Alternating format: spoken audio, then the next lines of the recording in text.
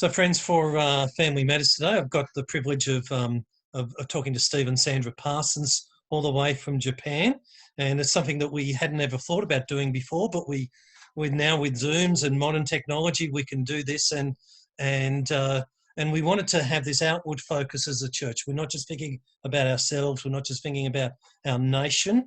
We're thinking about the gospel. We're thinking about our world. We're thinking about what God's doing. So, just briefly, guys. What's the situation in Japan at the moment? There seemed to be a spike in recent times. Yeah, this month there was a day where there was over 500 new cases, but more recently it's gone down to 200. So I'm not sure if we're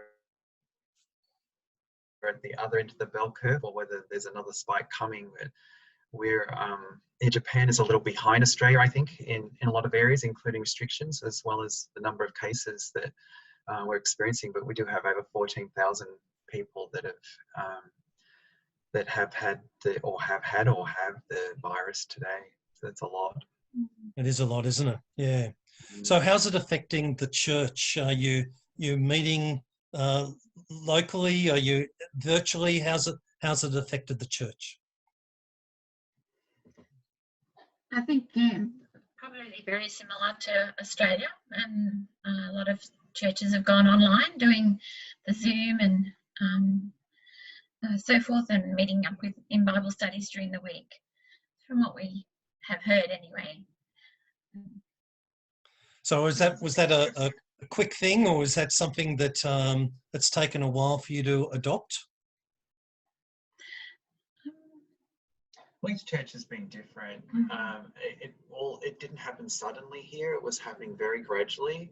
So some churches stopped straight away. Others had both options. So for people that didn't feel safe, other churches kept going for a while until there was community pressure, basically, to stop meeting.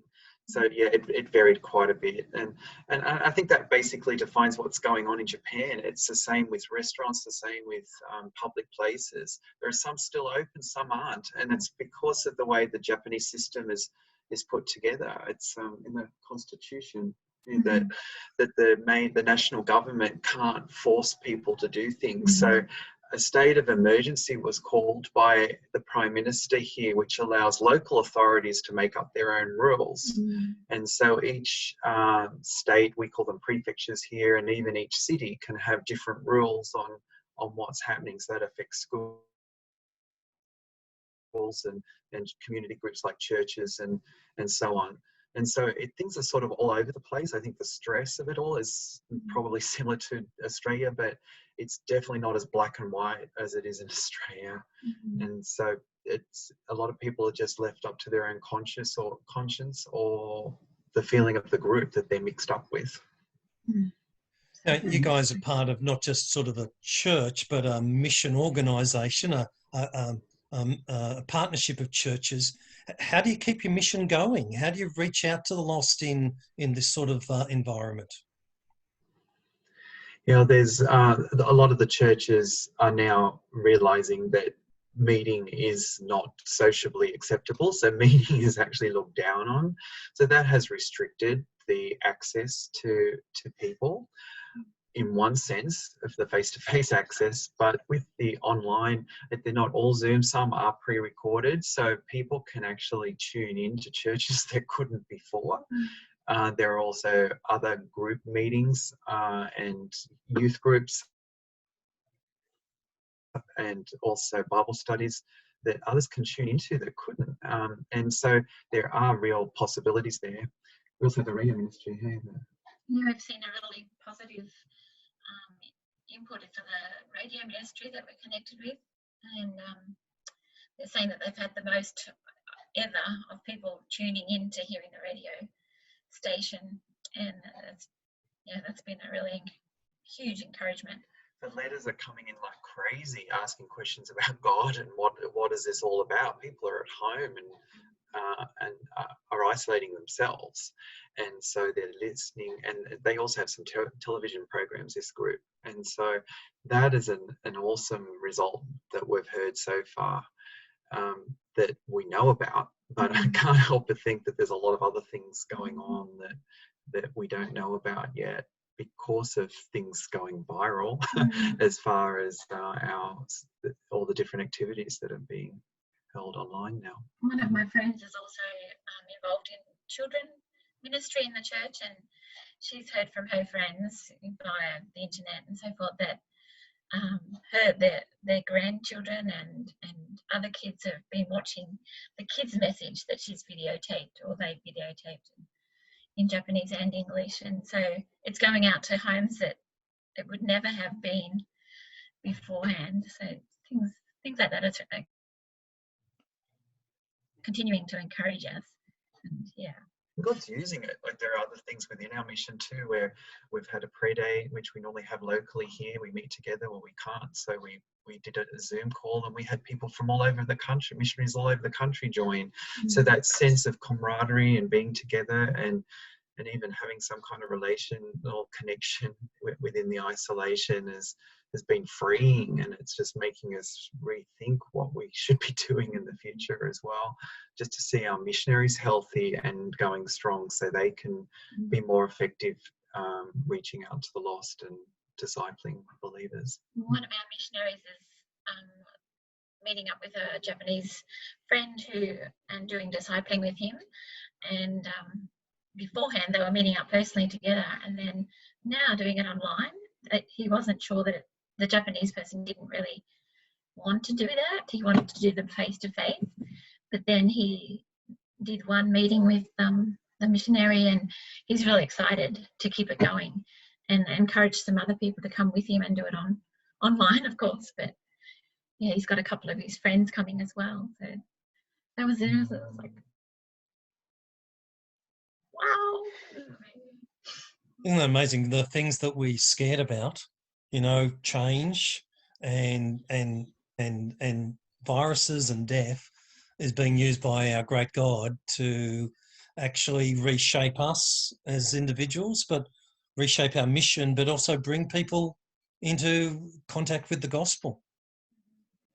That's right.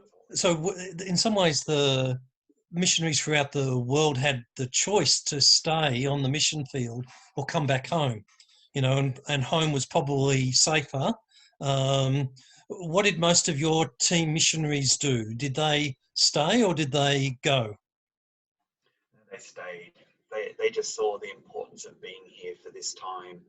And actually, we were on home assignment in Australia when 3/11, the triple disasters happened in 2011 with the tsunami, and then the radioactive problems afterwards, and earthquakes. And it was horrible being in Australia. We really wanted to be here with the people that were suffering at that time, and we've always felt that we've missed out because we weren't here to experience that with everybody. And although we're used to earthquakes, it's still it's different. That environment was different, and so there was no way we wanted to miss this. That's what we're here for. These are the people we love, the people that God's called us to. We have people we love in Australia too, but this is where God wants us, and so it was very clear that we needed to stay. And the majority of our missionaries are thinking in a very similar way to that. So we're learning together, we're getting stressed out together, we're getting frustrated together, fearing things together, and learning through that, and growing in the process. And we wouldn't want to be anywhere else. You wouldn't want to be anywhere else but your parents and your families back home. So there's still a bit of you can have this calling from God, but there's still that part of your heart that is missing. Definitely. That as well. Definitely. We were due to come back for a home assignment, of course, this year, and I think that's one of the things that I'm missing. Both my parents are turning 80 this year, and we were going to be having a special party, a get together as a family with their 5 children, and yeah, that can't happen. So when I heard that Qantas was just cancelling all international flights for 2 months, that was back in March, I think, beginning of March. The first thing that came to mind was, I won't be able to go and see my mum if something happens. Like, it's just amazing how convenient transportation has been. And I've been able to go to her and my dad when he was dying and so on in the past. And that's really just not an option. We found out there is one flight to Australia now 3 days a week, and it costs $5,000 a ticket one way. And it's like, that's ridiculous. Like, there is no way we could do that. So yeah, there was that real feeling of, oh no, what if something happens? So yes, that's, I guess that ties up with what I said before. There are important people to us in Australia too. But we had to think that through and talk that through, but it didn't take us long to get to this decision. And we have some missionaries whose parents are dying at the moment. One actually has COVID, an elderly, a 90-year-old, and there's nothing they can do. They're stuck here basically. And it's hard. All right, we might sort of wrap that up. That's been really helpful, guys, because so often we're caught up in our own situation, and you guys have just opened the curtain a little bit more on, all right, something similar in Japan, but something different, missionary mindset. We all want to be missionaries. We all want to be thinking about others, and that's been really helpful. We'll be praying for you regularly. And thinking about you. If there's certain things we can do, let us know. And I was going to mention before when in the chatting, if you can't come, we'll have to arrange something for the day you were going to come, which is in July, I think it was. So we'll be in touch. That would be awesome. Yep. We'd love that. Yeah, we so appreciate the church, Charlestown and Swansea Presbyterian have been a very integral part of our work here. We wouldn't be here without you guys praying for us and supporting us.